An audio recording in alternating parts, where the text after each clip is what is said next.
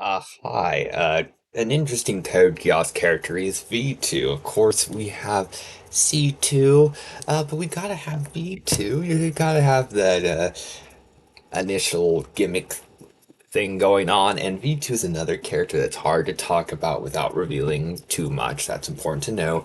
And as an ongoing thing in these videos that you're likely aware of if you've seen some of the other videos, is that V2 is another character that I didn't know existed when I first watched Code Geass, and it took me a lot of viewings to really understand V2 and really notice him, and even then I kind of forgot about him. But with that said, V2 is still an interesting character, even if I keep forgetting about him. But there's so many great characters in Code Geass. There's so many great villains.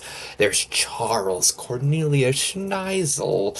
There's all these strong characters, and it's hard to keep track of all of them because there's so much going on, but in a good way because there's great characters in Code Geass. And V2, he's fun. I enjoy him. I like that uh, he. I like his childish nature. I like when he gets all smug and stuff. That's fun. I like when he's causing trouble, and he has a lot of similar goals to Charles. It turns out they're brothers, even though it doesn't look that way, but they are, and he could arguably be considered even more villainous than Charles. And that sounds hard to believe, but it's somewhat implied. I guess there's the debate between which of them is evil or if they're equally evil. It's complicated, but V2 did some stuff that even Charles didn't approve of, and that's pretty bad.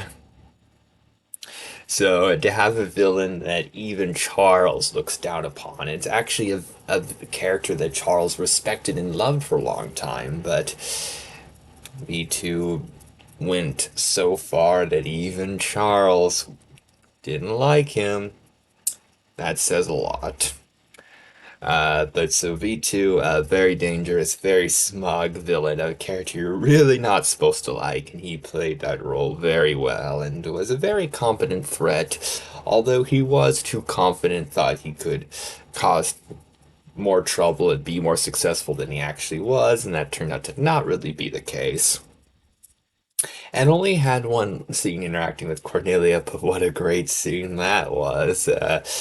Um, Wow, was that great? And Cornelia gets to learn that V2 is her uncle, which is very surprising to her, but very interesting. And how Cornelia reacts to V2 is that's pretty great.